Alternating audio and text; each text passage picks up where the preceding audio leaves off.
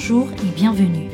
Le message qui va suivre vous est présenté par Impact Centre Chrétien, Église de Lille. Nous croyons qu'en l'écoutant, vous serez édifiés, encouragés, transformés et propulsés comme une flèche vers votre destinée en Christ. Nous vous souhaitons une excellente écoute et que Dieu vous bénisse. Depuis plusieurs dimanches, nous sommes en train de parler de comment bâtir une foi inébranlable pour dominer. Alors, qui est béni par cela? Qui est béni? Il n'y a que quelques-uns. Quelqu'un l'exprime par son acclamation. Vous savez, ce qu'on célèbre, c'est ce qui arrive jusqu'à nous. C'est ce qui arrive jusqu'à nous. Et la dernière fois, nous avions compris l'importance de la révélation. Tu peux dire à ton voisin, Dieu a fait sa part, fais ta part. La part de Dieu, c'est de pouvoir en parole de Christ. La part de Dieu, c'est de te donner une révélation. Et vous savez, Dieu donne la révélation à qui il veut. Tu sais, Dieu veut que tout homme soit sauvé, n'est-ce pas? Donc, il donne la révélation à tout homme. Donc, avoir une révélation n'est pas « Wow, j'ai rêvé, j'ai eu une vision ». Ça ne te distingue pas. C'est réservé à tout homme. Lire la parole de Dieu et dire « Wow, j'ai eu une révélation, j'ai compris quelque chose ». Écouter une prédication et dire « Wow, j'ai compris quelque chose ». Ça veut juste dire que Dieu veut te parler, qu'il est décidé à te parler. Parce que pour les chrétiens, beaucoup croient que quand il fait un rêve, quand il comprend quelque chose, quand il a une révélation, il a l'impression que non. Quand il sort, avant il marchait droit, mais maintenant il marche. Est-ce que quelqu'un me suit? Voilà. Quand il voit les responsables et tout ça, il dit, toi, tu as eu combien de révélations, toi? Non, moi je suis powerful, rempli de... Non, parce que si tu fais ça, Pharaon va lever la main. Il va dire, moi, je suis un sorcier, un grand sorcier, combattant du peuple de Dieu. Mais j'ai fait un rêve. J'ai vu des vaches. J'ai vu l'avenir de mon peuple. Est-ce que quelqu'un me suit? Balaam va dire, moi, prophète, très mauvais prophète, faux prophète. Moi, je prends de l'argent pour prophétiser. Mais il dit, moi, j'ai une vision qui est unique dans la Bible. Mon âne, l'animal, a parlé. Hey, est-ce que tu as déjà vu ça? Ton chien, le matin, il se lève et dit, bonjour monsieur. Dans un français impeccable, sans accent. Il dit, moi, Balaam, mon âne a parlé. M'a parlé. Les rois de Babylone vont dire, est-ce que toi tu as déjà vu la main de Dieu écrite sur un mur? Et tu as déjà vu ça? Toi tu dis que tu rêves. Dis-moi, j'ai vu une main. Ça fait, tu connais l'écriture de Dieu? J'ai vu. Il y a deux personnes qui connaissent l'écriture de Dieu. Moïse, qui a eu les tables. Et dans Daniel, l'écriture de Dieu, la main de Dieu écrit. Est-ce que quelqu'un me suit? Mais chaque fois que Dieu donne une révélation, il faut une intelligence pour percevoir ce qu'il veut dire. Ça veut dire qu'il est décidé à faire quelque chose. Ça veut dire qu'il est décidé à communiquer quelque chose. L'objectif n'est pas la révélation. L'objectif, c'est de recevoir ce que Dieu veut donner. Ce que Dieu veut dire. Est-ce que tu me suis? Donc, la révélation vient donner une chose à l'intelligence de l'homme. Mais il faut une intelligence pour comprendre. C'est pour ça que Pharaon a rêvé, mais il ne comprenait pas. Et ça a une application pratique. Il fallait Joseph pour lui interpréter. Donc, avoir une révélation, c'est la part de Dieu. Ça veut dire qu'il est décidé à donner, à faire ce qu'il a résolu, ce qu'il a révélé.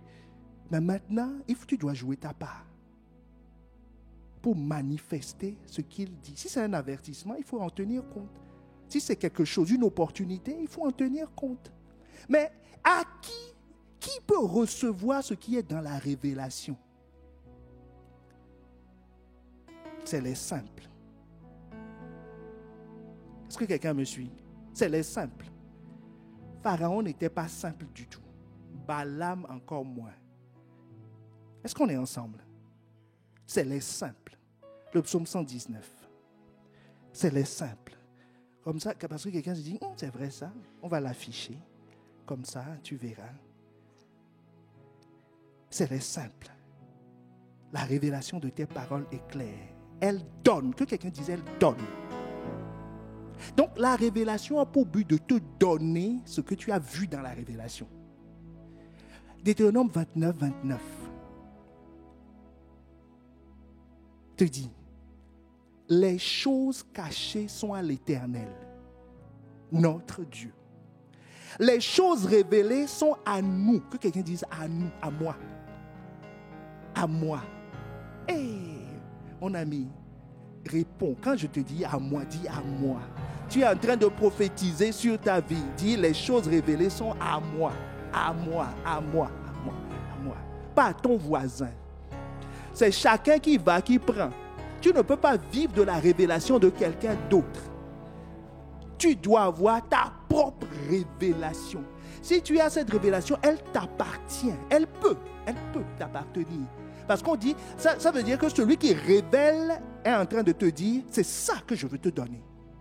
C'est ça que je veux que tu vives.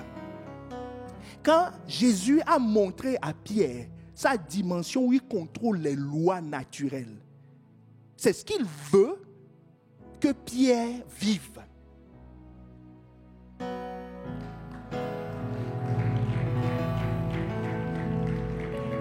C'est ce qu'il veut que tu vives. Chaque fois qu'il te révèle quelque chose, ne te dis pas non.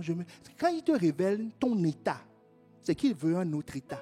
Il veut que tu possèdes ça. Ce n'est pas pour te condamner. Pourquoi Dieu va te condamner? Pourquoi il va te condamner? Il te révèle ce qu'il veut te donner. Donc ça veut dire que dès que tu vois ça, tu dois sauter. Vous comprenez pourquoi on dit, quand tu vois, tu dis Amen. Amen à ça. Parce que ça veut dire que c'est ce qui va se manifester. C'est ce qui est sur le point de se manifester. Ça veut dire que tu peux saisir. Parce que si c'est caché, tu ne peux pas. S'il te le révèle, il ne fait pas du spectacle. Quand Dieu révèle quelque chose, là Dieu est en train de nous parler de quoi? De foi. Il veut que l'Église ait la foi. Il y a 2 mois, il ne nous a pas parlé de ça. Il nous parle de foi. Donc, si tu laisses passer cette saison sans saisir la foi, tu auras méprisé la révélation. La révélation. On a dit à tous ceux qui ont déjà fait le 200 de repasser au 200. On dit il y a une nouvelle révélation. Quelqu'un a dit non, moi j'ai dit c'est ce que Dieu veut communiquer. Les choses révélées sont à nous. La preuve que c'est à toi, c'est que c'est transmissible. Est-ce que tu peux transmettre la maison que tu n'as pas? Donc, si tu peux transmettre, c'est que ça t'appartient. Donc, la transmission est le signe de la possession.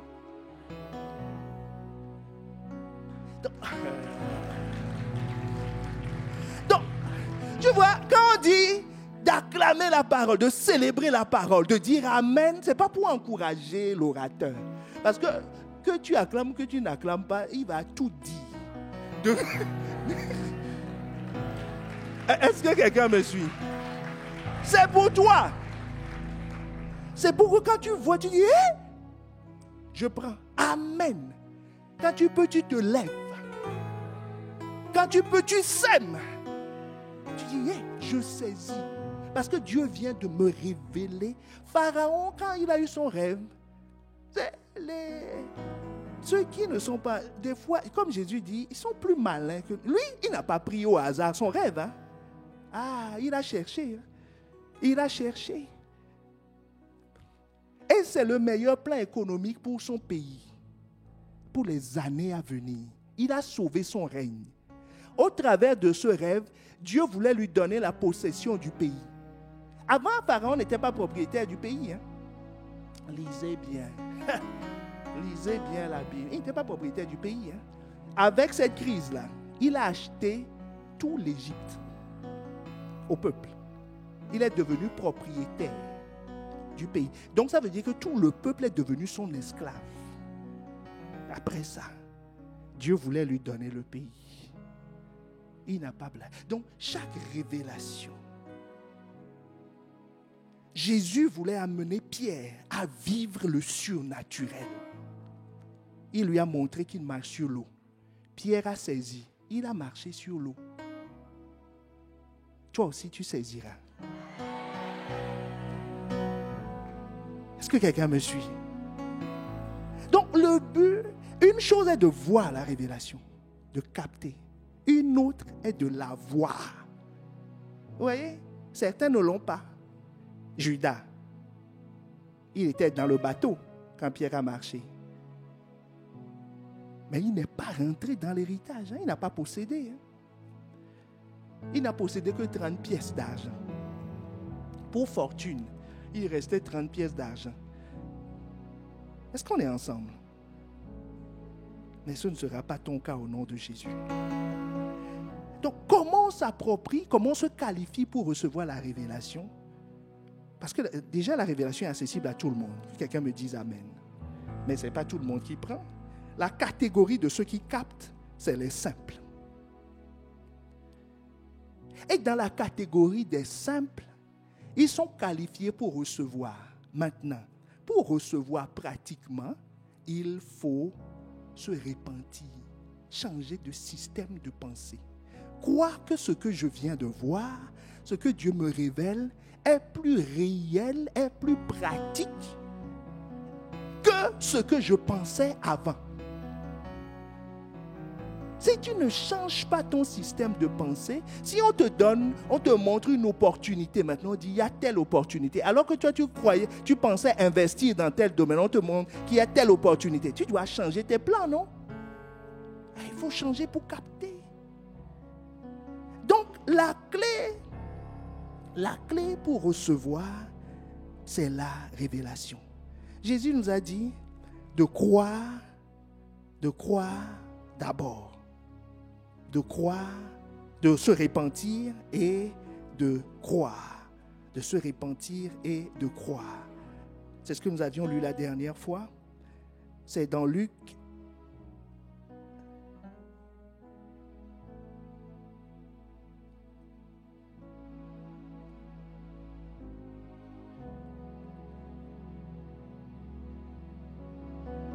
Bon, je cherche la référence. Ils vont nous trouver. Voilà. Il disait, Marc 1,15, il disait, le temps est accompli et le royaume de Dieu est proche. Il a dit quoi? Il a dit quoi? Et repentez-vous et croyez. Donc la repentance doit précéder toujours la naissance de la foi. La naissance de la foi.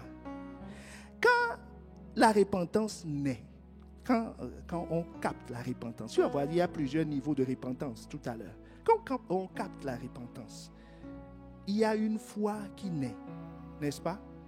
Et à notre grande surprise, il y a des fois auxquelles Jésus fait confiance et d'autres auxquelles il ne fait pas du tout confiance. Ça surprend quelqu'un qu'il y ait une foi à laquelle Jésus ne fait pas confiance? Allons dans Jean 2. Jean 2, le verset 11. Jean 2, le verset 11.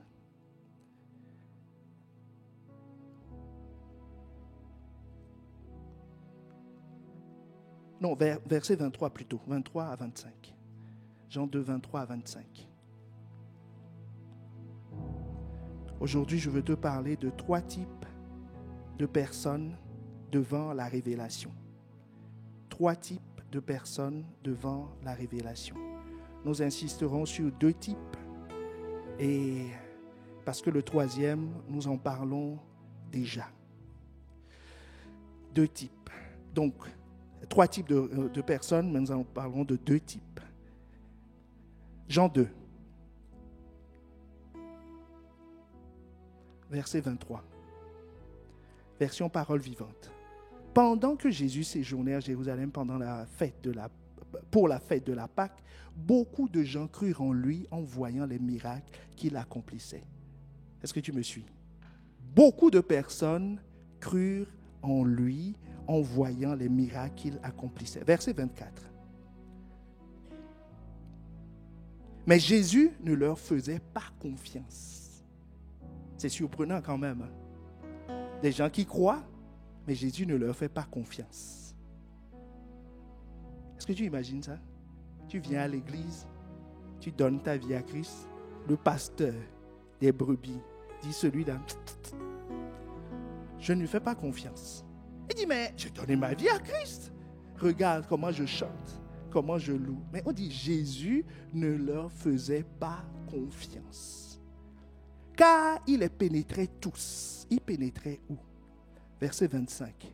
En effet, il n'avait pas besoin qu'on vienne lui apprendre comment sont les hommes. Il savait parfaitement à quoi s'en tenir, connaissant à fond la nature humaine. Et il pouvait lire dans le cœur de chacun.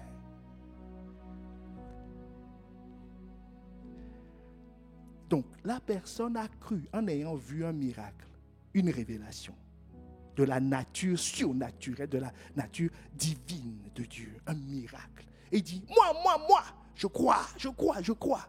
Mais Jésus dit, je ne lui fais pas confiance. Jésus ne dit pas qu'il ne croit pas. Mais il dit juste, je ne lui fais pas confiance. Donc ça veut dire qu'il y a des qualités de foi. Est-ce qu'on est ensemble? La Bible dit que la personne a cru, que la personne a accepté qu'il y a du surnaturel derrière tout ça, derrière le miracle de Jésus, et que Jésus n'est pas un homme ordinaire. Que cette personne vient à l'église, mais on dit Jésus ne lui faisait pas confiance. Mais Jésus lui regardait au fond du cœur. Au fond du cœur, c'est quoi? C'est ce que nous avions vu dans la parabole du fils prodigue. La repentance qui plaît à Dieu, c'est celui qui a pris la décision où, en étant rentré en lui-même. Quelqu'un se rappelle de en lui-même. En lui-même, c'est un endroit unique. Monsieur ne vient pas là-bas quand il s'agit de madame. Madame ne vient pas là-bas quand il s'agit de monsieur. Tes parents ne viennent pas là-bas si tu es un enfant. Les profs ne viennent pas, le patron ne vient pas, personne ne vient là-bas. Ça s'appelle en toi-même. Donc il y a un endroit où tu peux décider. C'est inaliénable. Personne ne peut toucher à ça. Il y a quelqu'un qui était dans les camps de concentration qui disait que quand on le torturait, son corps souffrait. Mais il y avait un espoir en lui, c'est qu'il se rendait compte qu'il peut aller à la plage en étant dans le camp de concentration, que le tortionnaire n'a aucune influence sur ce qu'il pense ou qu'il veut vivre en lui-même. Est-ce que quelqu'un me suit? Est-ce que quelqu'un réalise? Personne n'a de l'influence sur cette partie. On peut te compter. Tant que tu es vivant, il y a un endroit qui est en toi-même. Tu peux prendre toutes les décisions. Le fils prodigue, il est allé où? Il est allé dans un pays lointain. Et il n'avait plus d'argent. Et il avait faim. Entre nous quand même. Si tu es dans un pays lointain, il n'y avait pas le TGV à l'époque. Même s'il y en avait, on dit qu'il était fauché. Donc, il ne peut même pas un billet prendre s'il ne peut pas prendre. Est-ce que tu me suis? Il n'a rien. Il ne peut pas. Et il est dans un pays lointain. On dit qu'il va négocier avec les porcs pour manger. Donc ça veut dire que ça fait plusieurs... Si un homme va négocier avec les porcs, ce n'est pas le 10e jour de jeûne. Est-ce que tu me suis? Parce que même le 10e jour, si tu n'as pas mangé pendant 10 jours, il ne te viendrait pas à l'idée, tu vas transformer ça en jeûne et prière. Ça ne te viendrait pas à l'idée d'aller négocier avec les porcs. Mais quand tu dépasses 40 jours comme Jésus, Satan lui proposait des pierres à changer en pain après 40 jours. Donc c'est vraiment une limite où tout est possible. Donc maintenant, pas d'argent pour prendre le TGV. Ne mangeant pas depuis, supposons, plus de 40 jours, donc n'ayant pas de force, étant dans un pays lointain, comment il va faire pour partir? Est-ce que quelqu'un me suit? Comment il va faire pour partir? Mais ça ne l'a pas empêché de décider en lui-même, là-bas, que je retournerai. C'est ce qu'il a dit. Il a dit quoi? Je retournerai chez mon père. Donc, il n'y a aucune situation de la vie qui puisse empêcher quelqu'un de décider d'être connecté à Dieu. Aucune situation.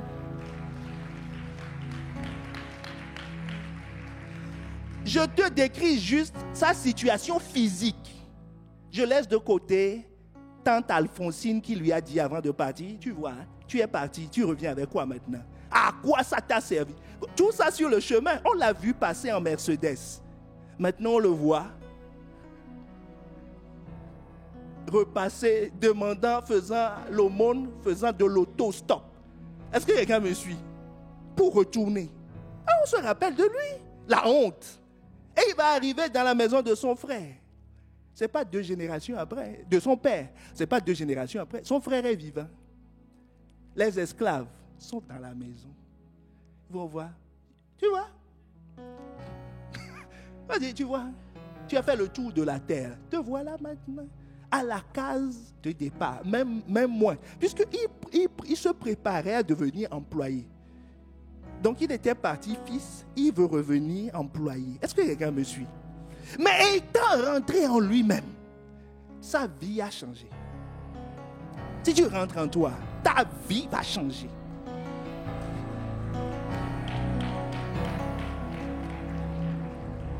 Mais Jésus ne leur faisait pas confiance. Pourquoi? Parce qu'il y a plusieurs niveaux. On peut prendre une décision sans rentrer en soi-même. On peut prendre une décision intellectuelle. On t'explique que c'est Jésus qui est venu mourir sur la croix et puis, il fait quand même des miracles. Donc, logiquement, si tu as besoin de miracles, il vaut mieux se connecter à cette personne. C'est une décision purement intellectuelle. On peut prendre des décisions au niveau de l'âme. J'ai été ému. Donc, nous allons voir les différents types. Jésus nous parle des différents types, les différents niveaux de révélation dans Matthieu 16, verset 17. Pour que tu saches que ce n'est pas de la théorie ou ce n'est pas un raisonnement construit. C'est littéralement écrit. Matthieu 16, verset 17. Jésus, reprenant la parole, lui dit, « Tu es heureux, Simon, fils de Jonas, car ce ne sont pas la chair et le sang qui t'ont révélé cela, mais c'est mon Père qui est dans les cieux. » Donc la chair donne des révélations, le sang donne des révélations et Dieu le Père donne des révélations. Et ceux qui n'ont pas, Jésus ne fait pas confiance à tout le monde selon d'où vient ta révélation. C'est le point. La confiance de Jésus veut dire quoi? Qui veut savoir quand Jésus fait confiance à quelqu'un, quel est le signe qui fait confiance à quelqu'un? Quand toi tu fais confiance à quelqu'un, qu'est-ce que tu lui dis? Comment on le sait? Tu lui dis tes petits secrets, n'est-ce pas? Les choses que tu ne veux que personne ne sache. Et tu rajoutes la clause. Ni vu ni connu. Et tu lui dis à l'oreille, comme font les enfants. Et tu dis. On ne dit rien. Regardez. Jésus dans la foule. Jésus était. Nous sommes dans Jean 6. Ça va être notre test de base aujourd'hui. Tu pourras le lire tranquillement à la maison. Nous allons lire des bouts. Jésus a croisé plusieurs personnes, mais il n'a dit aucun secret à personne, si ce n'est aux 12. Son secret, c'était quoi? Matthieu 16, le verset 20. Jésus leur a dit, venez, venez, venez.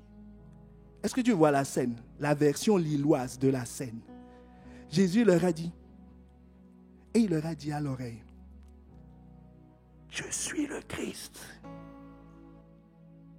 Et il leur a dit, alors il recommanda aux disciples de ne dire à personne qu'il était le Christ. Est-ce que tu es au courant du secret maintenant? Je suis le Christ. Jésus a dit. Donc, il leur faisait confiance. Est-ce que tu me suis? Aux autres, il ne leur faisait pas confiance. Chaque fois, quand Dieu fait confiance à la foi de quelqu'un, tu as accès à ses secrets. Tu as accès à ses plans. Tu quittes le stade des œuvres pour rentrer dans le stade des voies. Comme le psaume 103, le verset 7 nous le dit. Israël a connu les œuvres de l'Éternel. Mais à Moïse, il a dit, Moïse, viens, je vais te montrer mes voies. Voilà comment je fais mes choses. Voilà comment je fais mes choses. Il va te dire qui il est. Il a dit, je suis le Christ. Je suis le Christ. Dieu va te dire qui il est. Il va se montrer à toi. À Moïse, il s'est montré à lui dans sa gloire. Dans sa gloire. Il a dit, écoute, aucun homme ne m'a jamais vu. Mais pour toi, parce que tu es dans mon secret, parce que tu crois en moi, parce que tu as mis ta foi en moi, je vais organiser un passage. Tu ne peux pas me voir de face, tu me verras de dos, je vais te cacher dans le rocher. Ceux qui croient en Jésus-Christ, le voile s'est déchiré, ils ont accès. Ils peuvent voir les réalités de Dieu. Ils peuvent voir la vie de Dieu. Tu peux voir comment Dieu voyage dans ta famille. Tu peux voir comment il voyage dans ta vie. Ce qu'il a l'intention de faire. Quand il va faire quelque chose dans ton quartier, il passera te voir d'abord. Il a dit à Abraham, ferai-je quelque chose sans le dire à mon ami Abraham? Ces gens-là changent de statut. Ils sont tous serviteurs, esclaves, c'est vrai. Mais il y a un statut ami. Où Dieu se confie à toi. Où il te réveille le matin et te dit, mon cœur est en joie. Aujourd'hui, il dit, ah bon, pourquoi? Est-ce que quelqu'un voit l'intimité? C'est un signe de confiance. Quand Jésus a fait confiance à la foi de Pierre, il lui a dit, je suis le Christ. Tu verras tout à l'heure. Il a fait confiance à la femme samaritaine.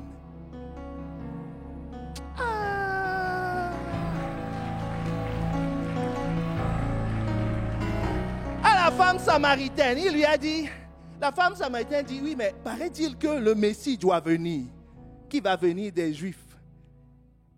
Un secret qu'il n'a pas encore dit. C'est au chapitre 6 qu'il révèle ça à Pierre. Hein? Est-ce que quelqu'un me suit? C'est au chapitre 6. La femme samaritaine, nous sommes au chapitre 4. Au chapitre 4. Et Jésus lui dit, le Messie doit venir, n'est-ce pas? Elle dit, oui, et nous l'attendons. Il dit, c'est moi. C'est moi. Il dit, ne le dis à personne. Pierre est arrivé. Jean est arrivé. Il a dit, mais maître, qu'est-ce que tu fais ici? Il dit, attendons la moisson. Il leur a raconté autre chose. Mais à la femme samaritaine, Jésus lui a dit, avant que je suis le Christ. Il dit, c'est moi dont on parlait. Qui veut rentrer dans les secrets?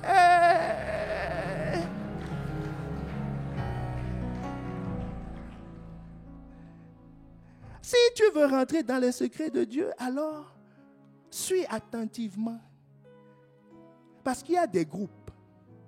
Et la bonne nouvelle, je te le dis dès le départ, pour ne pas que tu sois découragé. Dis à ton voisin, ne sois pas découragé. On est ensemble. La volonté de Dieu, c'est que tout le monde parvienne à ce niveau de révélation de lui. Donc, quel que soit le groupe dans lequel tu es aujourd'hui, tu peux évoluer. C'est la volonté de Dieu pour nous. C'est la volonté de Dieu pour nous. Notre texte, Jean 6, n'est-ce pas? Ça commence par la révélation de la multiplication des pains. D'accord? Jésus a multiplié les pains. Il s'est montré dans sa gloire du pourvoyeur. Il dit, Vous savez, le pain qu'il fallait, selon les estimations de Philippe, pour nourrir la foule, c'est une estimation très basse. Parce qu'il dit, même si on a ça, ça ne suffit pas. C'est 1 an de salaire d'un ouvrier qu'il faut prendre et aller chez le boulanger et acheter. Mais Philippe dit, je ne suis même pas sûr, maître, que ça suffira. Mais ça a tellement suffi qu'il restait des paniers de pain. Donc Jésus s'est montré dans sa dimension de pourvoyeur. Et juste après, donc au chapitre 6, il a rencontré 3 groupes de personnes. Le premier groupe, c'est la foule. C'est ceux qui ont traversé la mer pour venir le chercher, qui cherchaient le boulanger. Est-ce que tu me suis? C'est le premier groupe. Le deuxième groupe, il a rencontré des gens que le texte appelle les Juifs. Mais c'est un groupe. Ce n'est pas une dénomination raciale. C'est un groupe de personnes. Et le troisième groupe qu'il a rencontré, c'est les 12. Donc Pierre dit, au verset 63, tu as les paroles de la vie. Est-ce que tu vois les groupes maintenant? Est-ce que tu vois les groupes? Dis-moi amen si tu vois les groupes. Donc aujourd'hui, là, à ICC Lille, en face de moi, il y a une foule. Il y a des Juifs. Et il y a les 12. Est-ce que tu vois? Quelqu'un dit, je suis dans quel groupe? Ne fais pas comme les disciples, où chacun se regarde et dit, c'est moi. Il se regarde, c'est moi, c'est moi. Bien-aimé, la révélation de Jésus a fait face à ces 3 types de personnes. Donc là, maintenant, au moment où je vous parle, les 3 types de personnes sont ici. Il faut être simple, je suis simple. La Bible dit que c'est comme ça, donc je répète que c'est ça. Le simple, c'est celui qui croit tout ce qu'on dit. Donc je crois ça tellement que je ne sais, je n'ai pas vu les cœurs des gens parce que je n'ai pas la possibilité de le voir. Mais je sais, par la foi, basée sur la parole, que les 3 types de personnes font face à chaque révélation. Chaque fois qu'il y a une révélation qui sort, les 3 types sont là. Le premier groupe, nous allons définir les premiers groupes. Rappelle-toi de la bonne nouvelle, on peut changer de groupe. On peut changer de groupe. Et la volonté de Dieu, c'est que tu changes de groupe. Que tu sois dans le 3e groupe. Parce que vous avez vu dans Jean 2, il ne les a pas chassés. Et tu verras qu'il ne chasse personne. Mais il veut juste, il attend que tu sois dans le 3e groupe pour commencer à te dire, viens, j'ai quelque chose à te dire. C'est tout. Le premier groupe, c'est Jésus qui les présente. Oh, j'aime Jésus. Verset 25. Jean 6, 25.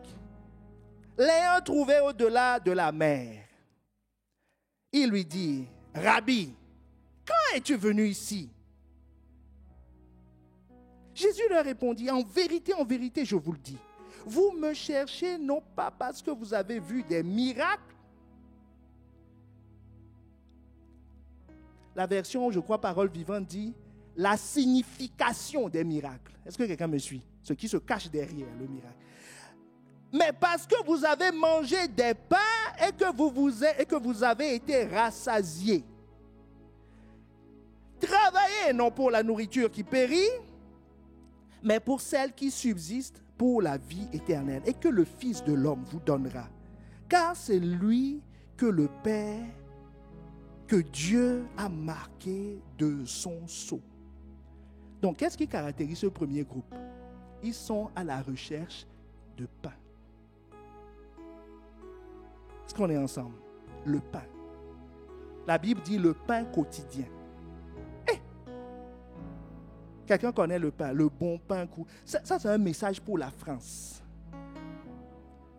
Puisqu'on a des variétés de pain. Donc, ça se comprend. Est-ce que quelqu'un me suit?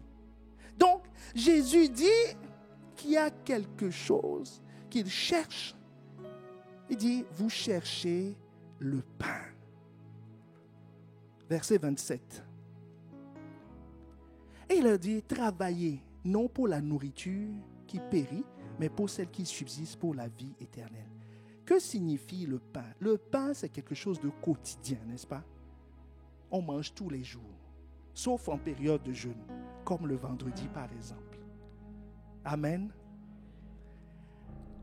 C'est même une prière qui confirme que Dieu sait qu'on a besoin du pain tous les jours. Luc 11, verset 3. Donne-nous chaque jour, que quelqu'un dise chaque jour, notre pain quotidien. Ça a été dit 2 fois, chaque jour, notre pain quotidien. Donc, le pain quotidien, c'est les besoins, les choses de la vie. Est-ce que tu me suis? Ce groupe vient pour le pain, pour les besoins de la vie. Et un besoin apparemment légitime, puisque Jésus a dit de prier pour. Quand on prie, donne-nous chaque jour notre pain quotidien. Donc Dieu sait que tu as besoin. Dieu sait que tu dois régler tes problèmes de finances, booster tes finances, investir. Dieu sait. Dieu sait que quand tu es poursuivi dans tes rêves la nuit, c'est un besoin quotidien, non? Le besoin de sécurité. Tu dois être en sécurité financière, émotionnelle, physique, toutes sortes de choses. Dieu sait. Dieu sait que tu dois te projeter dans l'avenir. Il sait. Dieu sait que quand tu es malade, tu veux être guéri. C'est normal. Qui veut avoir mal tout le temps? Dieu sait. Dieu sait que des fois, quand tu as des difficultés, tu veux qu'on prie pour toi. Et Dieu sait. Dieu sait que tu veux te marier. Dieu le sait. Dieu sait que tu veux que ton couple soit stable. Dieu sait que tu veux que tes enfants prospèrent. Dieu sait. C'est pour ça qu'il dit, tu n'as même pas besoin de lui énumérer tout ça. Il sait. C'est lui qui t'a créé. C'est comme si tu allais expliquer à Renault que sa voiture a besoin d'essence. Tu vois c'est moi qui ai créé la voiture. Tu écris à monsieur Renault, tu dis, écoutez, monsieur Renault, ma voiture a des envies bizarres. Elle demande un truc qui s'appelle de l'essence. Êtes-vous au courant? Et il va te répondre, mais monsieur, je sais. Et je le sais. Donc Dieu qui t'a créé sait de quoi tu as besoin.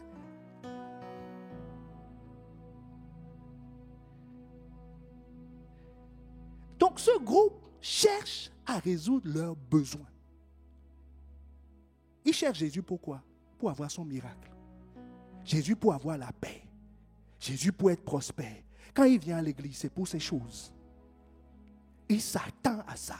Quand on lit, on dit une parole. S'il vient, parce qu'il a un besoin, on dit, aujourd'hui, il a un besoin de quoi? De déploiement, de percer dans le travail. Quand il vient, et durant tout le culte, on n'a pas dit, je reçois pour toi.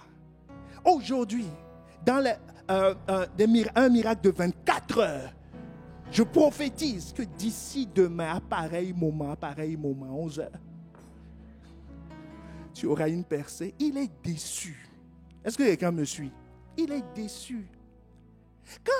Quand il demande un conseil, on ne lui dit pas, lève la main gauche, reçois. Il est déçu. Quand il dit que je viens, j'ai mal à mon pied droit, et qu'on dit, on va prier, les malades seront guéris aujourd'hui, et qui n'est pas guéri, il est déçu. Pourquoi? Parce qu'il n'a pas eu son pain. Est-ce que quelqu'un me suit? Son pain. Il est très déçu. Donc le premier groupe, c'est le groupe de ceux qui ont des besoins quotidiens. Maintenant, comment ils se sont comportés avec Jésus? Tu vois le groupe maintenant, besoins quotidiens. Mais est-ce que Jésus les a chassés? Jésus ne les a pas chassés. Jésus les a accueillis. Il dit, vous me cherchez, n'est-ce pas? Il dit, oui, me voici. Que voulez-vous? Il dit, mais maître, où étais-tu? Vous voyez la flatterie. Il dit, Jésus, tu nous as manqué, quoi. Il dit, non, ce que tu as fait hier, non, j'ai reçu, c'était powerful. Il dit, moi, ce que j'ai aimé le plus, c'est quand tu as levé le pain, là, ça. Oh. Il dit, mais Rabbi, quand es-tu venu ici? Qu'est-ce qu'on peut faire pour toi? Dis-nous. Est-ce que tu veux un peu d'eau? Tu veux t'asseoir ici? Tu veux toutes sortes de choses. Tout ça pour le besoin. C'est tout. Donc, Jésus ne les chasse pas. Mais Jésus leur donne un conseil parce qu'il veut qu'ils évoluent. Il leur dit, vous travaillez bien parce qu'ils ont beaucoup travaillé. Et dans ce groupe, on travaille beaucoup. Que quelqu'un me dise Amen. C'est-à-dire, il peut aller au bout de la France pour une veillée, pour la percer. Il change régulièrement d'église. Ce qui allonge ses distances et il a un programme chargé. Des fois même, il se discipline à faire des journées de jeûne en dehors du programme en attendant la parole pour... Hey! Ils travaillent beaucoup. Ceux-là, ils ont pris des pirogues. La veille, la météo avait annoncé une tempête sur cette mer-là. Ça ne les a pas découragés. Hein? Le lendemain, ils sont arrivés. Et c'est une distance de plus de 5 kilomètres. Puisque entre le moment où Jésus a rejoint les disciples sur la mer, Jésus a marché 5 kilomètres. Donc ils se sont levés tôt le matin pour marcher plus de 5 kilomètres pour chercher Jésus pour le pain. Donc c'est un groupe respectable pour la qualité de leur travail. Et Jésus les respecte. Et moi aussi je les respecte. Ah oui, Jésus les respecte. Jésus les reçoit. Et Jésus leur dit, écoutez, travaillez non pour la nourriture qui périt, mais celle qui subsiste pour la vie éternelle. Maintenant, nous avançons sur les comportements du groupe. C'est pour nous permettre de nous identifier. Ils expriment leurs besoins. Jésus répond. Ils ont compris que ça ne va pas se passer exactement comme ils l'ont prévu. Verset 28. Leur réponse à Jésus. Que ferons-nous? Que devons-nous faire pour faire les œuvres de Dieu? Jésus leur répondit, l'œuvre de Dieu, c'est que vous croyez en celui qui l'a envoyé. Jésus leur propose quoi? Une repentance. Est-ce que tu vois la scène? Ils l'ont reconnu comme étant celui qui pouvait. Jésus dit, il n'y a pas de problème, mais par contre, il faut changer votre système de pensée. Vous devez croire en moi. Donc, ils ont dit, que devons-nous faire? Ça ressemble beaucoup à la question que les gens ont posée à la Pentecôte à Pierre. Donc, c'est une repentance qui est en cours, mais une repentance sous condition. C'est toujours accompagné de conditions. Jésus, si tu me guéris, je croirai en toi. Jésus, si tu me maries, je croirai en toi. Jésus, si tu me trouves du travail, voilà, c'est pour ça qu'il persiste. Si tu me donnes la délivrance, si tu fais que je dors bien la nuit, je suis moins préoccupé, j'ai ceci, j'ai cela, je viendrai plus à l'église, j'adorerai plus. Parce que là, pour le moment, je viens pour la chose. Mais je ferai encore plus que ce que je fais aujourd'hui. Ils ont dit à Jésus, verset 30, la repentance sous condition. Quel miracle fais-tu donc? Lui dirent-ils. On est au lendemain du dernier miracle. Hein? Tu vois, non? La veille, Jésus a multiplié les pains. Le lendemain, il demande à Jésus, non, on veut bien croire, mais fais un miracle. Afin que nous le voyions et que nous croyions en toi. Que fais-tu? Notre père, suivez bien le truc, hein? Nos pères ont mangé la manne dans le désert. Selon ce qui est écrit, il leur donna le pain du ciel. Oui, le pain est encore revenu. Il leur donna le pain du ciel à manger. Jésus. Ils disent, nous venons chercher du pain. On t'a demandé du pain naturel. Tu dis que oui, tu parles beaucoup. Tu dis oui, chercher la nourriture d'en haut, d'accord, d'en haut du ciel, non? Il y a un autre pain qui est venu du ciel, qui s'appelle la manne. Il dit, donne-nous tout ce que nous on veut du pain, que ce soit de la terre ou du ciel. Donne-nous notre pain quotidien. Guéris-nous, sauve-nous, libère-nous. Vous voyez l'affaire? Donc, dans cette repentance, Jésus continue, verset 32. En vérité, je vous le dis, Moïse ne vous a pas donné le pain du ciel, mais mon Père vous donne le vrai pain du ciel. Car le pain de Dieu, c'est celui qui descend du ciel et qui donne la vie au monde. Ils lui dirent, Seigneur, tu as compris. Donne-nous ce pain. Est-ce que vous voyez il dit, bon, maintenant, tu as compris. Parce qu'on lui a demandé du pain. Il a beaucoup parlé. Maintenant, il dit, je vais vous donner du pain. On dit, Alléluia. Alléluia. Alléluia. Il dit, donne-nous ce pain. Et Jésus leur dit, je suis le pain de vie. Et ils se sont dit, décidément ce monsieur, il est dur, hein? Celui qui vient à moi n'aura jamais faim. Et celui qui croit en moi n'aura jamais soif. Mais je vous l'ai dit, vous m'avez vu et vous ne croyez point. Aïe! Donc Jésus dit, vous voulez du pain, je vais vous donner du pain. Mais le pain dont je vous ai parlé, le pain qui dure pour la vie éternelle. Tout ça, ça veut dire quoi? On peut spiritualiser les besoins. Est-ce que quelqu'un me suit? On les spiritualise. On prie, on cherche Dieu, croyons qu'on cherche Dieu, mais en fait, c'est pour le besoin. C'est pour le besoin. Jésus ne les rejette pas. Hein? Donc, cette parole ne te rejette pas. Jésus ne les rejette pas. Il prie plus pour quelque chose. Là, il jeûne facilement parce qu'il attend quelque chose. Il est dans l'expectative. Quand il a fini de prier, pour celui qui veut des opportunités, il cherche, il voit. Quel que soit ce qu'on dit, mais tout à l'heure, quand on a dit, semez, vous sera donné au centuple pour quelqu'un qui cherche l'argent, il a la foi pour semer.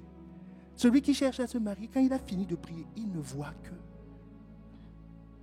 les frères ou les sœurs, enfin les êtres humains de sexe opposé. Est-ce que quelqu'un me suit? Parce que c'est là la réponse. C'est ce qu'il cherche. Il ne scanne que ça. C'est un besoin qui est certes naturel, admis par Dieu. Mais Jésus dit, il y a une autre nourriture.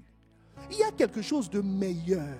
Il dit, vous croyez que c'était Moïse qui a pourvu. Mais il dit, non, c'est mon Père. C'est plus compliqué que ça. Et Jésus leur dit, vous êtes venus pour le pain quotidien. Tu es venu pour un besoin temporaire. Jésus dit, non, moi je veux résoudre tes problèmes pour toujours. Il dit, je ne veux pas te donner une nourriture pour un jour, pour que tu reviennes demain. Comme il a dit à la femme samaritaine, il dit, toi tu viens puiser ici, demain tu reviendras encore. Mais si tu bois de mon eau, tu ne reviendras plus.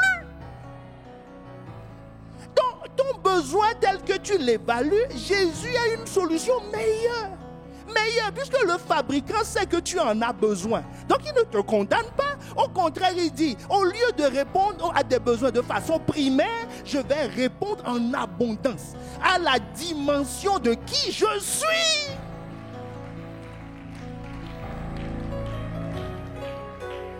Donc Jésus ne condamne pas ce groupe. Il ne condamne pas ce groupe. Regarde ce qu'il leur dit. Verset 37.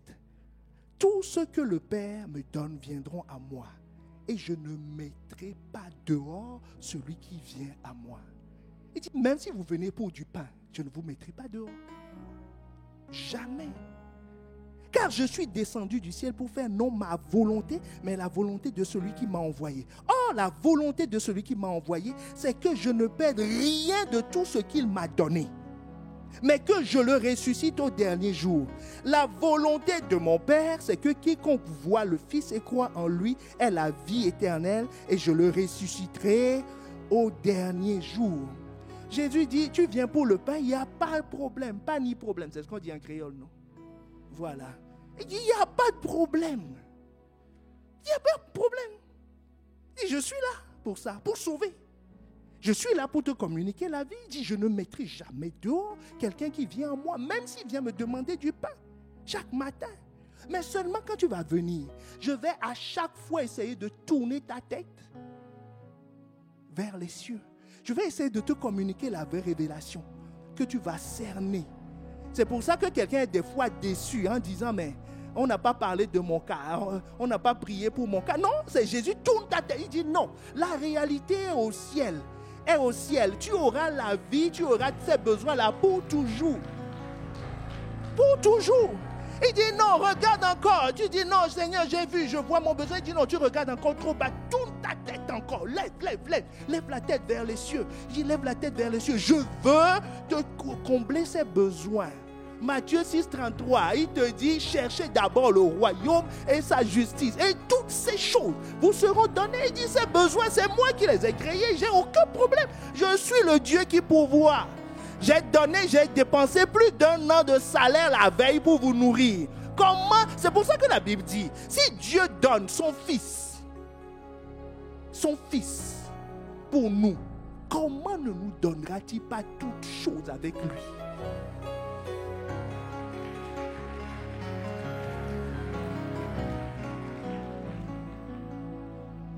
Jésus dit, ne travaille pas pour la nourriture qui périt.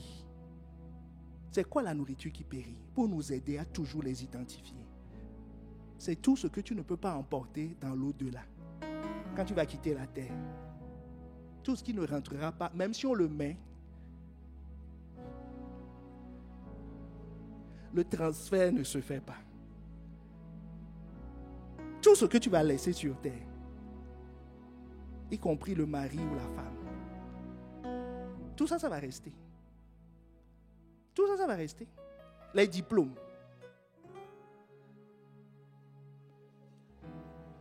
La maison. Les pompes funèbres vont dire, on n'a pas de place dans la voiture. Ça n'ira nulle part. Les enfants, ça va rester. Et tout ce qui ne peut pas, c'est des choses qui périssent. Est-ce que quelqu'un me suit? Jésus dit, ne travaille pas pour ce qui périt. Il dit, je sais que tu en as besoin. La fête, ça périt. Ça périt encore très vite. Là, c'est à usage unique, en fait. Dès que tu ouvres l'emballage, ça périt. Jésus dit, ne travaille pas pour ça. Travaille pas pour accumuler de l'argent. Tu ne sais pas qui va accumuler, hein? Épargne. Ce n'est pas ce qu'on est en train de dire. Mais ne vis pas ta vie pour ça. Il dit ça périt. Mais quand tu penses ça aujourd'hui, Jésus n'est pas choqué. Est-ce que quelqu'un me suit? Jésus n'est pas choqué quand tu dis ça.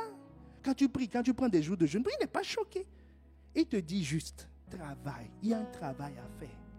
Il y a un travail. Tu dois travailler. À ce groupe, le conseil qu'il leur est donné, c'est de travailler. C'est de travailler. Tu dois faire un travail. Travailler sur quoi? Sur le peu de foi que tu as. Parce qu'ils ont cru quand même. Pour traverser la mer et tout ça, ils ont accepté quelque chose. Travaille. Sur quoi? Sur la mesure de foi que Dieu t'a donnée. Qui est certes hérité de la chair, qui n'est pas digne de confiance. Parce que c'est la chair, ça. C'est le calcul qui donne ça. C'est parce qu'ils ont vu, c'est parce qu'ils ont faim qu'ils croient ça, c'est tout. Donc quand ils auront mangé, ouais, c'est ça qui fait que la vie des gens fait yo-yo. Il y a des temps, ils prient. Pourquoi? Parce qu'il y a un besoin. Dans les parages ou devant. Est-ce que quelqu'un me suit? Non, je parle de ton voisin. Toi,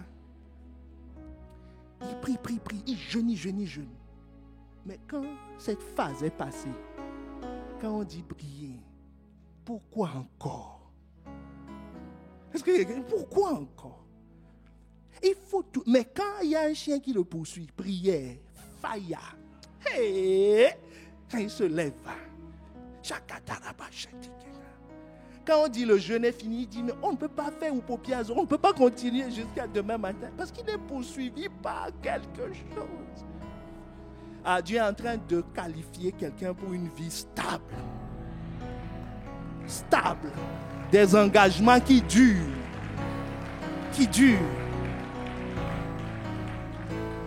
Ce n'est pas la volonté de Dieu pour nous. Un verset important à garder en tête, 1 Corinthiens 15, le verset 19.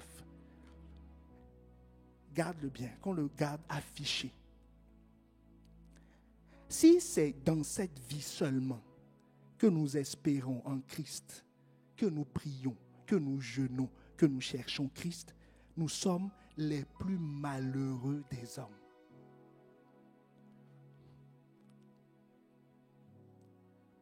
Si je ne cherche Christ que pour mon pain quotidien, pour ce qui va périr, l'apôtre Paul dit, nous sommes les gens, les personnes, les hommes les plus malheureux, Mais que quelqu'un dit, je refuse. Je refuse. Aïe, je ne peux pas être malheureux.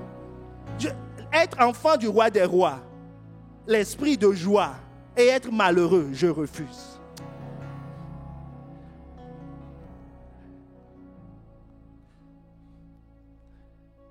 Le point faible de ce groupe, où le diable les tient souvent pour les éloigner, c'est la déception. Il a dit, j'ai prié, je n'ai pas vu. J'ai prié, je n'ai pas reçu. On a déclaré, mais je ne vois pas la manifestation. J'ai fait les 21 jours, non. J'ai travaillé, j'ai prié. On a dit, c'est le culte personnel, j'ai fait le culte personnel, mais je ne vois pas la déception. Quand ce groupe est arrivé à la conclusion que Jésus, là, le pain qu'on cherchait, le pain croustillant de la veille, décidément, il ne va pas nous le donner. Ils sont partis. Et ils sont partis. Et ils ont raté quelque chose. Ils sont partis. Ils ont raté le pain de vie à cause de la déception. Que Dieu te préserve de cette déception. De cette déception. Dans le nom de Jésus. Le deuxième groupe que le texte appelle les Juifs, que nous allons appeler les religieux, c'est-à-dire les pharisiens, les sadducéens. C'est un groupe particulier. Pourquoi c'est un groupe particulier? Qu'est-ce qui les distingue de la foule? Parce qu'eux, ils connaissent Jésus. Dans la foule, tout le monde ne connaît pas Jésus. Écoute le commentaire qu'ils font concernant Jésus. Les Juifs murmuraient, verset 41. Ils murmuraient à son sujet parce qu'il avait dit, « Je suis le pain qui est descendu du ciel. » Et ils disaient, « N'est-ce pas là Jésus ?» Donc, vous voyez, ils le connaissent. Le fils de Joseph, il connaît son père. Celui dont nous connaissons le père et la mère. Comment donc dit-il, « Je suis descendu du ciel » ? Ils sont choqués. Eux, ils n'ont pas de besoin. Eux, ils ne cherchent pas le pain. Ils n'ont pas demandé le pain. Le pain ne les intéresse pas. Parce qu'ils sont déjà rassasiés d'autres choses. Ils sont déjà riches. Donc ça ne les intéresse pas. Mais ce qui les choque, c'est le principe.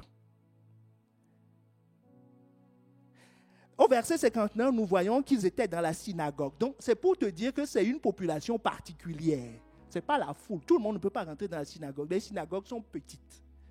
Est-ce que quelqu'un me suit? Ils n'ont pas exprimé leurs besoins et ils sont satisfaits de leur état. Ça, c'est ceux qui, face à la révélation, sont assis. Ils voient. Ils disent, mais ça, je connais. Ce message, ce n'est pas un bout du message de Pasteur Karambiri, ça. Ils disent, mais Pasteur Yvan a dit la même chose, mais pas tout à fait. Est-ce que quelqu'un voit, non? Quand les gens se battent pour les besoins, quand on dit, quels sont ceux qui veulent recevoir la grâce de Dieu? Levez, il dit, non, ça c'est pour les... Non, et non, ce dont il parle là, c'est une technique que j'ai lue dans le livre de... On dirait qu'il a lu le... C'est les érudits, les connaisseurs. Il dit, lui, il a donné sa vie à Christ depuis combien de temps déjà? Non, nous, dans le temps. Est-ce que quelqu'un me suit? Dans le temps. Des révélations comme ça, c'était... Mais il fait des efforts quand même. Hein? Il fait des efforts. il progresse. Non, Dieu m'a parlé ce matin. Pasteur, attendez, il y a un démon derrière. Je vais. Est-ce que quelqu'un me suit? Non, je suis en train de voir dans le surnaturel que cette église va quelque part. Quand je vois la trajectoire de... Il y a un ami, pasteur, me racontait un jour que quelqu'un dit qu'il a rencontré, dit qu'il est prophète, qu'il voit, qu'il a quelques conseils à donner à pasteur Yvan. Que la façon dont il voit les choses, il sent dans son esprit que... Donc les pharisiens, quand Jésus faisait tout ça, ils étaient là, ils disent, n'est-ce pas le fils de... L'autre répondait, mais oui, très cher. Il dit, mais bien sûr, c'est le fils de... Il se prend pour qui? C'est malheureux qui lui demande du pain. Du pain.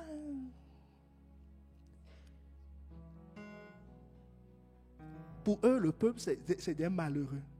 Jésus ne les méprise pas. Hein? Mais lui, il estime que non. Concernant les offrandes, vous lirez, le pharisien qui dit qu'il a donné plus d'offrandes que cette veuve, la minable qui était à côté, c'est en lui-même aussi. Est-ce que quelqu'un me suit? Il ne l'a pas dit, il était comme ça. Mais en lui-même, Jésus était là. Jésus a vu ce qu'il disait. Jésus dit, Pierre, tu vois, celui-là, son offrande est rejetée. Mais celle-là qui a donné une pièce, elle a donné tout ce qu'elle a. Son offrande est agréée. Est-ce que quelqu'un me suit? En lui-même. En lui-même. Donc, eux, ils sont choqués. Ils sont choqués par la révélation. C'est les juges de la révélation. Les profondeurs des techniques utilisées. Ils approuvent, ils n'approuvent pas, ils sentent, ils ne sentent pas. Mais ils ne sont pas directement concernés. C'est pour le peuple, ces genres de choses. Eux, ils s'attendent à quelque chose de plus. C'est tout ce qu'on a comme nourriture aujourd'hui. Non, moi, j'aurais dit ça plutôt. Hey, alléluia. Est-ce que quelqu'un me suit? Quel est leur principal travail? Jean 6, 43.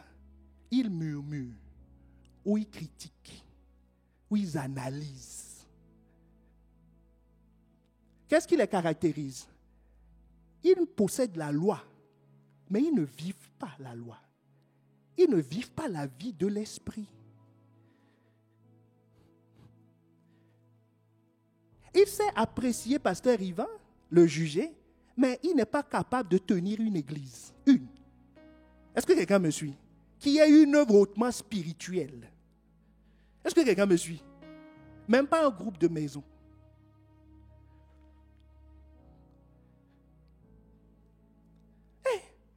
Il faut la foi pour faire toutes ces choses. Plus j'avance dans le ministère, plus je suis admiratif.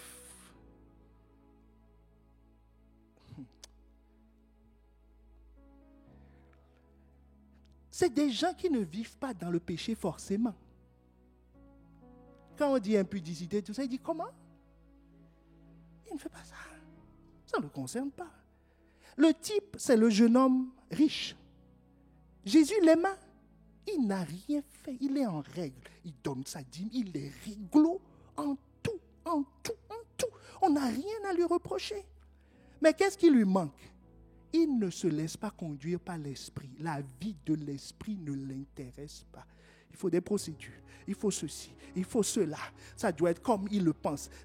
Il est sa propre justice. Ce qu'il juge bon est bon. Ce qui ne juge pas bon n'est pas bon. Est-ce qu'on est ensemble? Son seul problème, il connaît tout de la vie de Jésus, mais c'est juste reconnaître le Christ. Il ne le reconnaît pas comme Christ, le Seigneur, le Sauveur. C'est ça son seul problème. Sinon, il connaît. Regardez ce que Jésus dit à leur sujet. Luc 11, verset 52. Malheur à vous, docteurs de la loi, parce que vous avez enlevé la clé de la science. Vous n'êtes pas entrés vous-même et vous avez empêché d'entrer ceux qui le voulaient. Ils ont la clé. Jésus reconnaît qu'ils ont la connaissance. Ils connaissent la loi. Quand il dit, j'ai lu ça ici, je connais ça, ce n'est pas faux, c'est vrai, Jésus l'atteste. Est-ce qu'on est ensemble? Dis à ton voisin, est-ce qu'on est ensemble? Mais le seul problème, c'est qu'il ne reconnaît pas Jésus et ses représentants. Donc, leur travail favori, c'est des tueurs de prophètes professionnels. Par la langue. Oui, il aurait dû, il aurait pu, il fallait ceci. Vous voyez comme ils disent de Jésus. Ah oui, il se prend pour qui? C'est pas le fils de Joseph, ça? Ceci. Regardez-le-moi. Non, nous, quand on avait commencé, il n'était pas là. C'est ça, tueur de prophètes. Et quand ils ont l'occasion, ils tuent littéralement. Est-ce qu'on est ensemble? Deuxième travail. Matthieu 22, verset 35. Il critique. Quand il pose des questions, ce n'est pas pour comprendre. C'est pour éprouver. Pour voir s'il sait. S'il sait ce que je sais. L'un des docteurs de la loi lui fit cette question pour l'éprouver. Ce n'est pas une question pour savoir. Il n'est pas à la recherche du savoir. C'est-à-dire la parole de Christ qui produit la foi. Vous comprenez pourquoi ils n'ont la foi, leur foi est... Troisième chose, ils aiment paraître. Tout est apparence. Matthieu 6, 1. Gardez-vous de pratiquer votre justice devant les hommes. Un jour, quelqu'un, quelque part, dans une ville commençant par une lettre de l'alphabet, m'a dit que moi je prie 4 heures. J'ai dit, mon ami, si quelqu'un prie 4 heures, on le reconnaît. On le reconnaît. Si quelqu'un fait réellement son culte personnel et intime avec Dieu, ça se reconnaît. Tu vois, tu l'entends, tu le sens. J'ai dit non. Quelque temps après, c'était une justice devant les hommes pour être vu. Autrement, vous n'aurez point de récompense auprès de votre Père qui est dans les cieux. Jésus dit, Luc 11, 45 à 46, que c'est des hypocrites.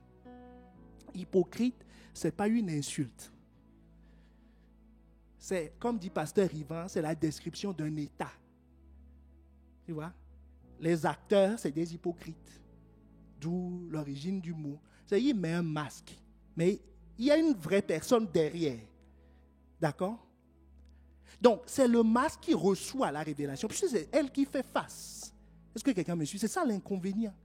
Il ne peut pas être changé. Pourquoi? Parce que ce qu'il présente à Dieu n'est pas ce qu'il est. C'est comme si tu vas te bronzer habillé. Tes habits vont chauffer. Mais toi, tu sortiras intact comme tu es venu. C'est comme si tu vas te doucher avec une combinaison de plongeur. C'est fait pour être étanche. C'est ce que Pasteur Yvan disait, glory proof. Est-ce que quelqu'un me suit? Il y a une combinaison. C'est ce que Jésus veut dire. Il ne peut pas recevoir parole de... Parce que c'est la combinaison qu'il reçoit. C'est le masque qu'il reçoit. C'est l'apparence qu'il reçoit. Il ne peut pas être transformé. Il plafonne à un niveau. Mais Jésus n'est pas contre ce groupe. Christ est mort pour eux. Que quelqu'un me dise Alléluia. Hey! Christ est mort pour eux. Si tu lis les évangiles, il est tout le temps avec qui? Les pharisiens, les sadducéens. Il essayait de les gagner.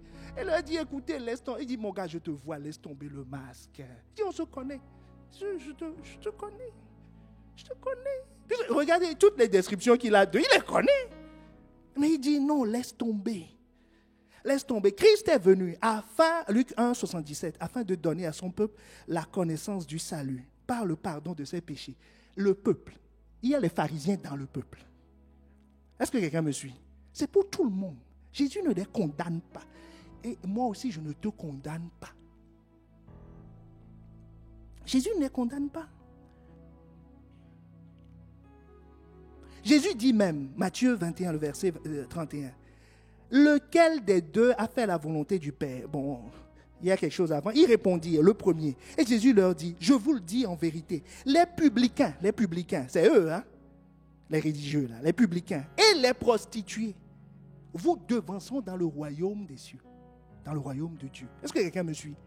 Jésus dit, ces gens-là, s'ils se réveillent, s'ils se répandent, ils peuvent aller plus vite et dépasser ceux qui traînaient sur le chemin, même de ceux de la foule. Ce groupe peut les dépasser. Ils peuvent se repentir. Quand Jean-Baptiste était là, voyant venir, Matthieu 3, 27, voyant venir à son baptême, beaucoup de pharisiens, de sadducéens, qui venaient au baptême, des pharisiens et des sadducéens qui venaient se faire baptiser. Regardez l'œuvre du Saint-Esprit. Dans Actes 6, le verset 7, la parole de Dieu se répandait de plus en plus, le nombre des disciples augmentait beaucoup à Jérusalem et une grande foule de sacrificateurs obéissaient à la foi. Les pharisiens se convertissaient. Par quoi? L'œuvre du Saint-Esprit. Et le même esprit est actif ici aujourd'hui. Le même esprit agit aujourd'hui. Parce qu'il veut que les gens se convertissent. Il veut qu'ils changent. Donc même dans ce groupe, les gens changent. S'ils se répandent, ils changent. Ils changent pour rentrer dans le royaume des cieux. Le troisième groupe dont je t'ai parlé, c'est ceux dont on parle depuis plusieurs dimanches. Mais maintenant, à quelle vitesse tout ça peut se produire? Combien de temps il me faut pour me repentir? Le temps dépend de toi, de ta capacité à recevoir. Et le temps nous est donné ce matin. Avant la fin de ce culte, la vie de quelqu'un peut changer radicalement. Tu peux changer de groupe à une vitesse grand V. Et dépasser des gens. Mais bon, on n'est pas en train de se concurrencer. L'essentiel, ta vie peut radicalement changer si juste tu saisis, tu reconnais ta situation et tu es actif, tu rentres en toi-même. Parce qu'avec cette description que le Saint-Esprit vient de faire, chacun sait quelle est sa position GPS. Que quelqu'un me dit Amen. Donc maintenant, qu'est-ce qu'il faut faire? Il dit il faut changer de mentalité. À quelle vitesse? La vitesse dépend de toi. C'est ce qui s'est passé avec la femme samaritaine. Elle était au puits, le temps d'une conversation. Une conversation. Sa vie a changé. A changé comment? Je vois avec toi rapidement les étapes de la vie de cette femme qui était dans la foule, même en dehors de la foule. Elle est rentrée dans la foule. Elle a traversé le groupe des pharisiens et des sadducéens. Elle est rentrée dans le peloton de tête tout de suite. Jésus lui a fait une confidence. Je suis le Christ. Je suis le Christ. C'est-à-dire, cette foi qui vient de naître en toi, je valide. Je te fais confiance. Que ce soit ton cas au nom de Jésus. Qu'est-ce que la femme samaritaine a fait? Première chose, elle a renoncé à ses besoins. Elle était venue chercher de l'eau. Et elle négociait l'eau avec Jésus en disant, tu sais, si tu veux de l'eau, fais ci. Hein? Si tu réponds à mes besoins, je te donnerai ci. Je prierai plus, je te chercherai plus, je ferai ci. Elle a voulu négocier. Mais quand Jésus lui a dit, non, attends, travaille pour la nourriture qui ne périt pas. Elle dit, d'accord, je laisse tomber. Donne-moi de ton eau. Elle a déposé son seau. Est-ce que quelqu'un me suit? Son seau. Elle a abandonné son besoin. Elle dit, non. Moi, je veux te suivre. Elle a renoncé à ses besoins.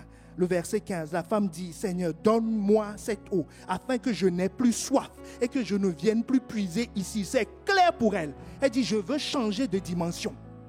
Je veux changer de dimension. Deuxième chose qui va accélérer ton parcours, elle a ouvert son cœur. La révélation vient de la chair, n'est-ce pas? La révélation vient de l'âme, n'est-ce pas? Du sang. L'âme se trouve dans le sang, lévitique. D'accord? La révélation vient de l'âme aussi. Elle a renoncé à la révélation qui venait de son âme. Première chose que tu dois faire, qu'elle a faite, c'est sincérité. La sincérité. Elle dit, Jésus, je veux boire de ton eau. Puis Jésus change de sujet. Jésus dit, mais tu as combien de maris, toi? Dit Jésus, ne va pas là-bas. C'est un sujet dangereux. Il ne t'avoisine pas. Elle dit, non, j'en ai quelques-uns quand même. Est-ce que quelqu'un me suit? Elle a ouvert, elle ne s'est pas cachée. Elle n'a pas donné une autre impression à Jésus en disant, non, tu sais, moi je suis une femme de bonne vie. Hein. Oh, j'avais un mari, mais il y a 50 ans. Je ne sais même pas où il est. Mais je te dis même, j'ai dit, je n'ai jamais rien fait. D'où Jésus. Elle n'a pas dit, elle n'a pas inventé. Elle dit, Jésus, j'en ai quelques-uns. Jésus l'aima pour sa sincérité.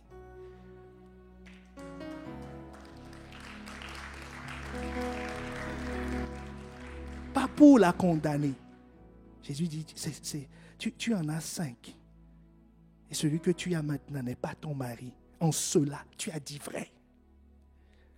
Deuxième chose, elle a renoncé à sa culture, à l'héritage des pères. Elle est samaritaine. Elle n'est pas censée parler à un juif. Plus est un homme. Elle a renoncé à l'héritage des pères. Elle a dit, nos pères ont adoré sur cette montagne et vous vous dites que le lieu où il faut adorer, c'est à Jérusalem. Elle dit, je renonce au conflit israélo-samaritaine. Je renonce à cet héritage, à ce que mes pères ont pu me dire, à ce que j'ai pu penser de ce qu'est l'Église, comment ça doit être, comment est Christ, comment... Elle dit, je renonce, je veux une nouvelle connaissance. Troisième chose qu'elle a faite au niveau de son âme. Est-ce que quelqu'un me voit? Elle a choisi la vérité. Elle a choisi de renoncer à ses raisonnements. Et la troisième chose qu'elle a faite, c'est qu'elle a accepté de soumettre sa volonté à Dieu. Sa volonté. À qui? À l'esprit. On n'a pas le temps de nous appesantir dessus. Si tu lis dans Jean 3, tu as beaucoup de lectures, hein, Jean 6, maintenant Jean 3. Comment Jésus a changé le pharisien qui était Nicodème. Jésus lui a expliqué une chose. Il dit, ce qui vous manque, c'est la vie de l'esprit. Il dit, vous voulez tout contrôler. Il dit, la vie de l'esprit, c'est quoi? Il dit, l'esprit est comme le vent. Tu ne sais d'où il vient, ni où il va. Tes réglages culturels, tes réglages ceci, cela, ça, il dit, ça ne fonctionne pas avec lui. Si tu veux rentrer, tu veux recevoir la vie, tu dois accepter d'être conduit.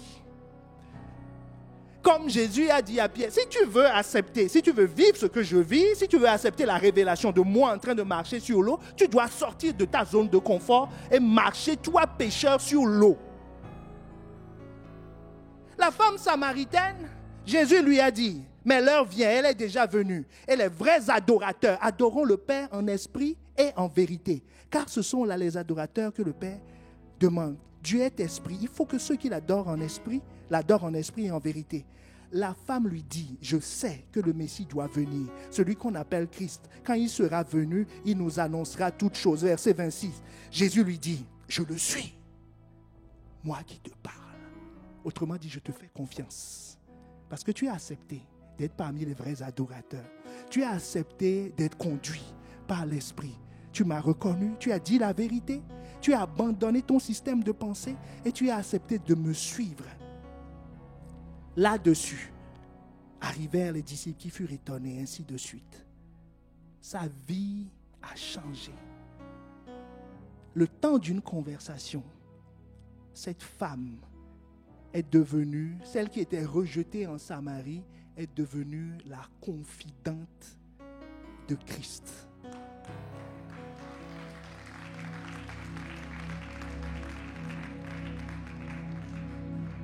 Est-ce que quelqu'un me suit?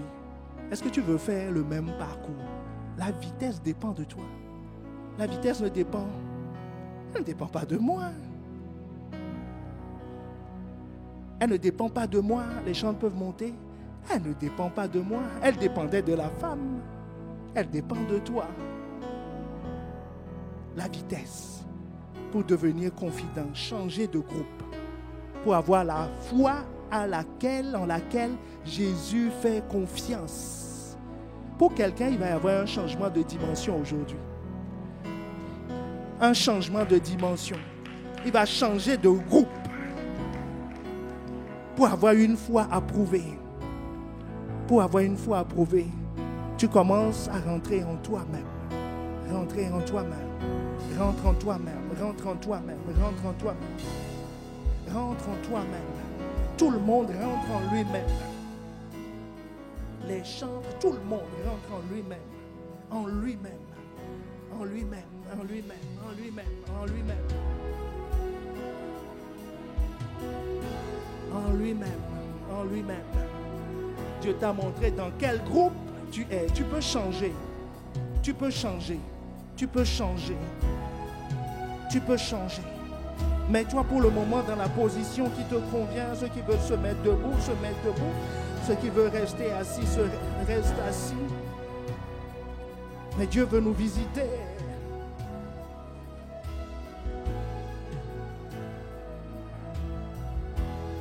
Jésus a pris le temps de parler à chaque groupe parce qu'il veut les attirer. Il veut qu'ils changent de dimension. Il veut qu'ils changent. Il ne rejette personne.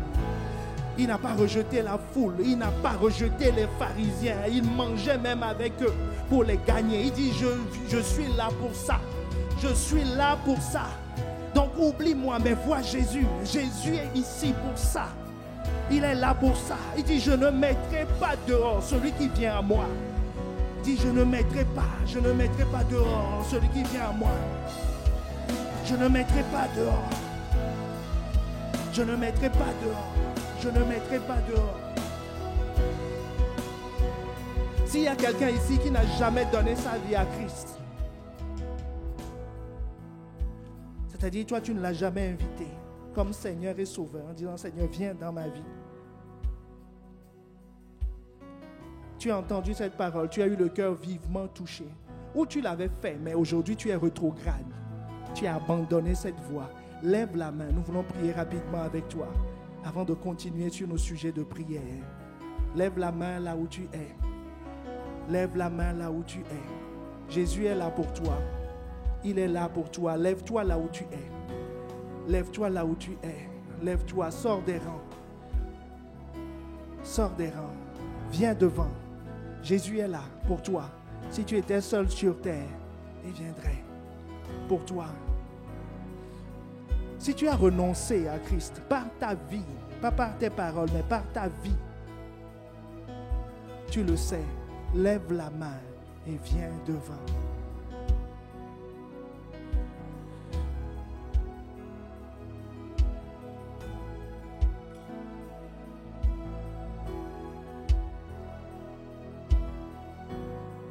Tu as du prix aux yeux de Jésus et tu as du prix à nos yeux. Alors que les têtes sont baissées, alors que nous restons en nous-mêmes.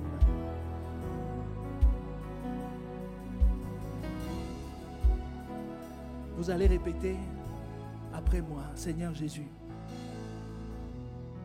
merci de t'être révélé à moi. C'est le signe que tu te révèles à tout le monde, même moi. Merci d'être venu jusqu'à moi, d'être mort sur la croix pour me sauver.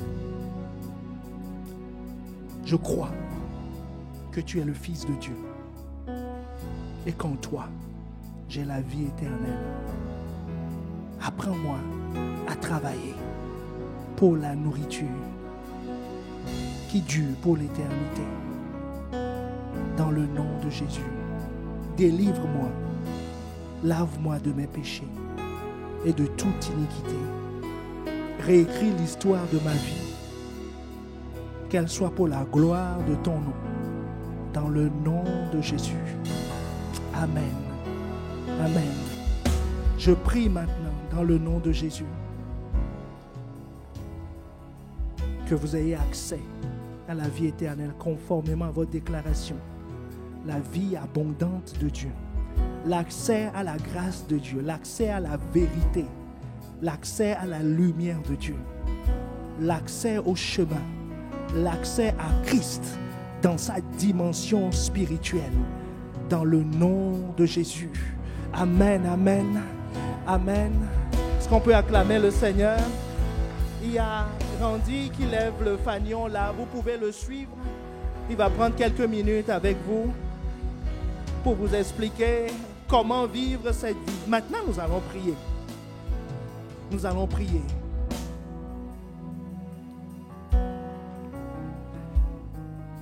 Nous allons faire une prière prophétique. Commence par élever la voix. Quelqu'un sait qu'il doit travailler sur sa foi, sur la mesure de foi qui lui a été donnée. C'est une décision. Le comment viendra après, mais c'est une décision aujourd'hui. Il y a quelqu'un d'autre qui sait qu'aujourd'hui, on doit le classer. Il se classe dans le groupe des religieux. Mais dans les deux cas, Jésus l'aime. Jésus veut qu'il avance.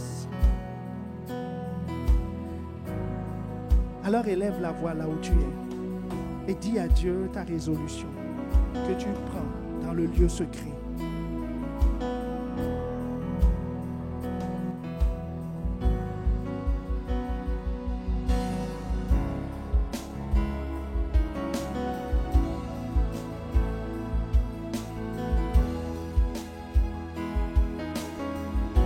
Le religieux, c'est celui qui a sa propre justice.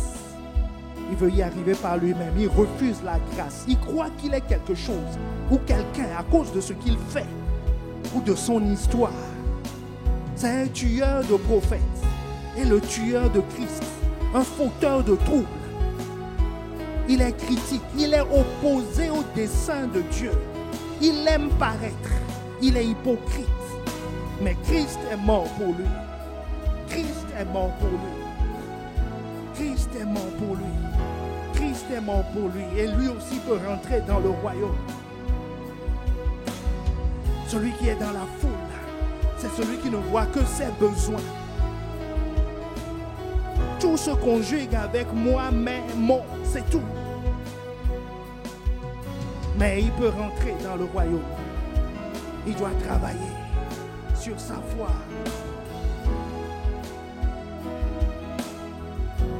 Alors élève la voix, élève la voix, élève la voix et dis, élève la voix, élève la voix. Si tu te reconnais dans un de ces groupes, nous allons faire un acte prophétique. Tu vas sortir des rangs. Ceux qui peuvent venir devant viennent devant. Ceux qui ne peuvent pas restent. Mais il faut sortir des rangs. Dans les allées.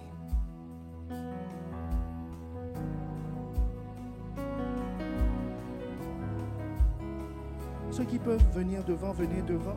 Et ceux qui peuvent rester, mais sortez des rangs. Sortez des rangs. Sortez des rangs. Ne reste pas à ta place. Ne reste pas à ta place.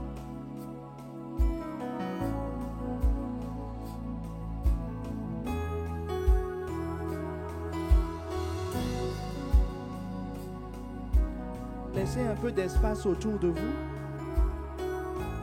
Laissez un peu d'espace autour de vous. Vous en aurez besoin tout à l'heure. Continue à exprimer tes désirs à Dieu, ta résolution. Expose ta résolution à Dieu. Expose ta résolution à Dieu. Et sa parole et sa volonté va s'appliquer. Hey, il veille sur sa parole pour l'accomplir.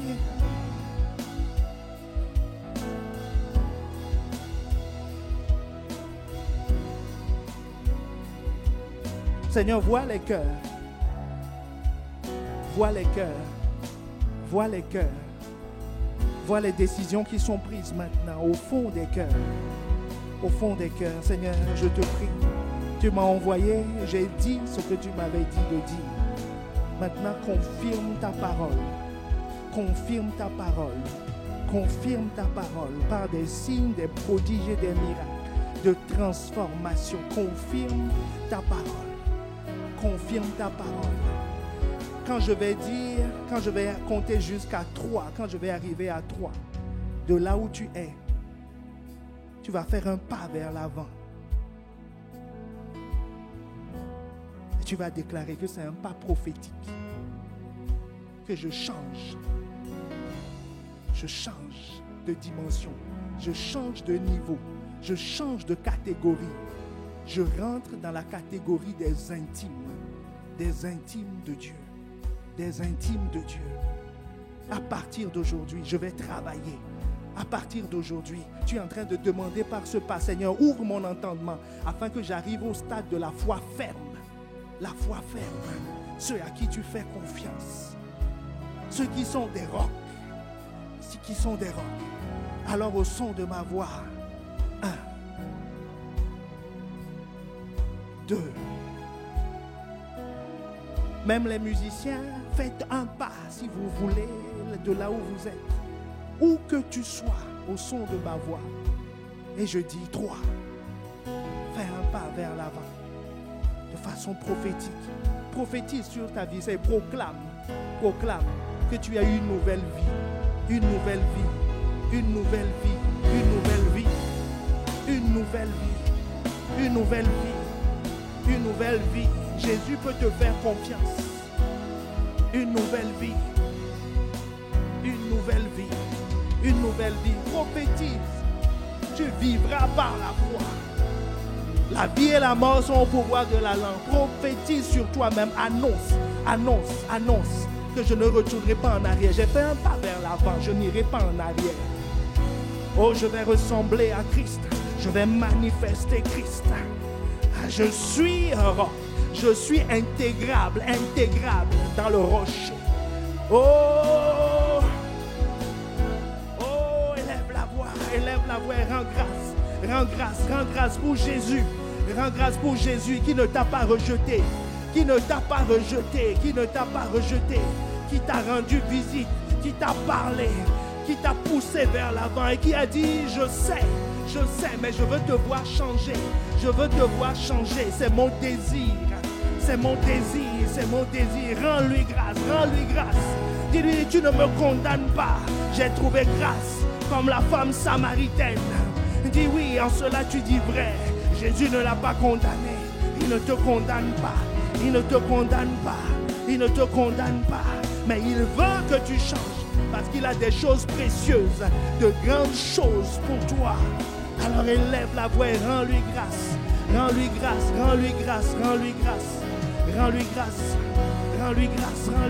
Élève la voix, rends-lui grâce.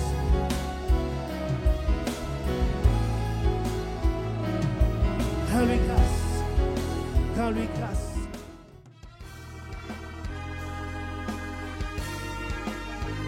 Nous espérons vivement que vous avez été édifiés par ce message. Pour en savoir plus sur notre Église, rendez-vous sur notre page Facebook Impact Centre Chrétien-Campus Lille ou téléphonez-nous au 33 7 83 88 23 16. À très bientôt et que Dieu vous bénisse.